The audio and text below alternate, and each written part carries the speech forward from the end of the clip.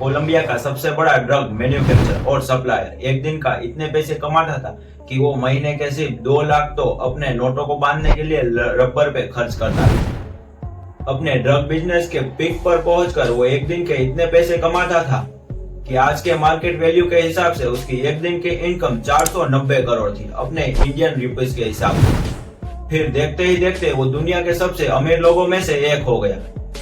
दोस्तों, मैं बात कर रहा हूँ Colombian drug lord Pablo Escobar की। आज के इस वीडियो में हम उसके जीवन की किताब खोलेंगे कि कैसे एक लड़का फेक लॉटरी टिकट बेचकर इतना करोड़पति बना। तो दोस्तों, वीडियो लास्ट तक देखना और अच्छा लगे तो लाइक एंड सब्सक्राइब जरूर से करना।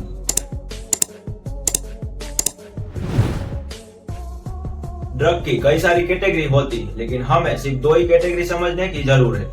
एक ऐसी ड्रग होती है जिसका इस्तेमाल होता है दवाइयां बनाने के लिए, कई सारी पर्टिकुलर बीमारियों को दूर करने के लिए। ये दवाई वाला ड्रग लीगल तो होता है, लेकिन हम इसे डॉक्टर की मंजूरी के बगैर नहीं खरीद सकते। और दूसरी तरफ होता है इलीगल ड्रग, जिसका इस्तेमाल लोग नशा करने के लिए करते हैं। दोस्तों, पाब्लो एस्कोबार का जन्म हुआ था रियो निग्रोमा के कोलंबिया में, वो भी 1 दिसंबर 1949 में। और उसने अपना बचपन मेडेलिन नाम के एक शहर में बिताया था। अपनी स्कूलिंग खत्म करके पाब्लो यूनिवर्सिटी में पढ़ाई कर रहा था, लेकिन बीच में ही उसने अपनी पढ़ाई छोड़ दी और कॉलेज ड्रॉप कर दिया। और पैसे कमाने की लालच में वो अपनी यंग एज में ही क्रिमिनल एक्टिविटी में शामिल हो गया। पाब्लो ने अपने क्रिमिनल करियर की शुरुआत फेक लॉटरी टिकट और सिगरेट बेचकर शुरू कर दी। फेक लॉटरी टिकट और सिगरेट बेचकर पाब्लो एक लेवल ऊपर चला गया। अब वो लोगों की बाइक्स एंड कार चुरा कर उसे रीसेल करता था। फिर पाब्लो बड़ी बड़ी गैंग के लिए काम करने लगा, जैसे कि किसी को किडनैप करना हो या किसी के पैसे निकलवाने। जैसे जैसे पाब्लो बड़ा होता गया, उसने अपना माइंड सेट कर लिया कि उसे 22 साल की उम्र तक $1 मिलियन कमाने हैं। पाब्लो ने पैसे कमाने के चक्कर में ये सोच लिया था कि उसे पैसे कमाने के लिए किसी भी हद तक जाना पड़े वो जाएगा। और उस समय में कोलंबिया में ड्रग की स्मगलिंग जोरों शोरों से चलती थी। पर उन दिनों में एक नया ड्रग आया था जिसे कहते थे कोकेन पाउडर। पाब्लो ने इस नए मार्केट में अपना कदम रख लिया और लोगों के लिए कोकेन पाउडर की सप्लाई शुरू कर दी। जैसे जैसे पाब्लो को प्रॉफिट हो रहा था, पाब्लो ने सोचा कि बिजनेस को अभी नेक्स्ट लेवल तक ले जाना चाहिए। और इन दिनों में कोकेन की सबसे बड़ी मार्केट यूएस थी। 1975 में पाब्लो ने अपना खुद का कोकेन मैन्युफैक्चरिंग शुरू कर दिया। पाब्लो ने बहुत ही कम टाइम में उतना ज्यादा पैसा कमा लिया था कि उसे खुद भी ये यकीन नहीं हो रहा था कि इतना ज्यादा पैसे मैंने कैसे कमा लिए। उसके बाद उसने 15 बड़े प्लेन और 6 हेलीकॉप्टर खरीदे, सिर्फ और सिर्फ कोकेन की सप्लाई करने के लिए। पॉलिटिशियंस, जज, पुलिस जो भी उसके रास्ते में आता, पाब्लो उसे पैसे देकर खरीद लेता था, और जो खरीदे नहीं जाते वो उसे मरवा देता था। 1976 में पाब्लो को अरेस्ट कर लिया उसके कुछ साथियों के साथ, और उसके पास तब 18 किलो कोकेन भी मौजूद था। मेडेलिन के जज को पैसे देकर खरीदने की कोशिश करी, जिसमें वो नाकाम रहा।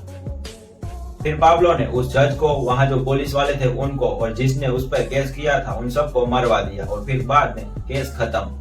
पाब्लो ने उसके बाद अपनी खुद की एक ऑर्गेनाइजेशन बनाई जिसका नाम था मेडेलिन कार्टेल। पाब्लो का बिजनेस इतना बड़ा बन गया था कि पूरी दुनिया का 80% कोकेन मार्केट पाब्लो के हाथ में था। बेखौफ पाब्लो के हाथ में जो भी आता वो उसे मरवा देता था।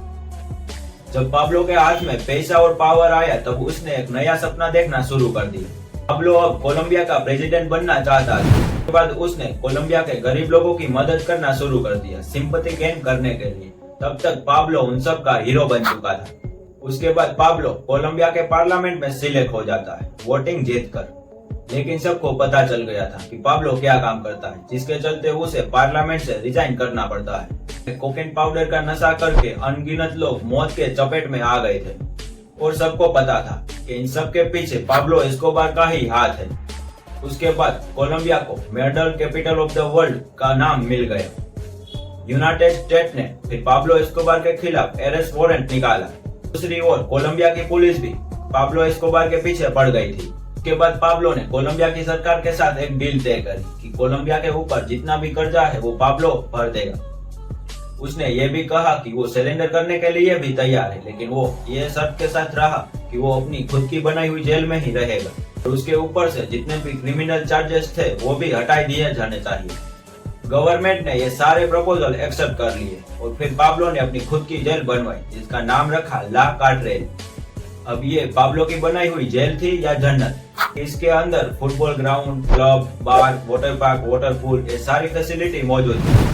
देखते ही देखते ये क्रिमिनल का अड्डा बन चुका था और पाब्लो उसके अंदर रहते रहते अपना बिजनेस संभालने लगा, जिससे कोलंबिया के ऊपर यूएस गवर्नमेंट भड़क गई। फिर से पाब्लो एस्कोबार के ऊपर गिरफ्तारी का वारंट जारी किया गया। अब की बार पाब्लो एस्कोबार अपने साथियों के साथ जंगल के रास्ते भाग गया। तरफ कोलंबिया और यूएस की पुलिस पाब्लो के पीछे हाथ धोकर पड़ गई थी। ऐसा बोलते हैं कि एक रात जंगल में पाब्लो की बेटी को ठंड लग रही थी, जिसके चलते पाब्लो ने $2 मिलियन ऐसे ही जला दिए उसकी बेटी को गर्माहट महसूस कराने के लिए। 7 महीने तक ये चूहे बिल्ली का खेल चलता रहा। पाब्लो एस्कोबार हर बार पुलिस को चकमा देकर भाग जाता था, लेकिन 2 दिसंबर 1933 में अपने जन्मदिन के 2 दिन पहले ही कोलंबियन पुलिस ने उसे मार गिराया। पाब्लो की मौत के बाद उसकी प्रॉपर्टी और पैसों को कोलंबियन पुलिस ने सीज कर लिया और ऐसा कहा जाता है कि बहुत सारे पैसे आज भी जमीन में गाड़े हुए। तो दोस्तों, ये थी full of story Pablo Escobar की। वीडियो अच्छा लगा हो तो लाइक एंड सब्सक्राइब जरूर से करिएगा। तो मिलते हैं ऐसे ही दूसरे इंटरेस्टिंग वीडियो में, तब तक के लिए बाय बाय।